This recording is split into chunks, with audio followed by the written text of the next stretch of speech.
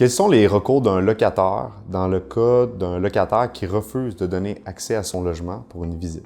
En prenant pour acquis que le locataire a avisé qu'il ne renouvelait pas son bail, normalement, le locataire doit donner accès.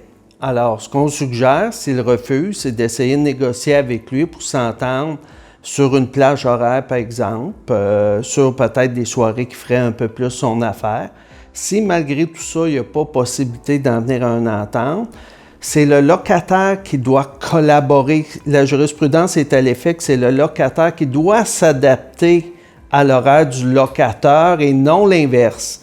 Alors, s'il n'y a pas d'entente, ben là, on passe à un autre stade, mise en demeure et éventuellement recours à la régie du logement pour obtenir une ordonnance qui va forcer le locataire à donner accès. Ça peut même aller jusqu'à la résiliation du bail si ça cause un préjudice sérieux.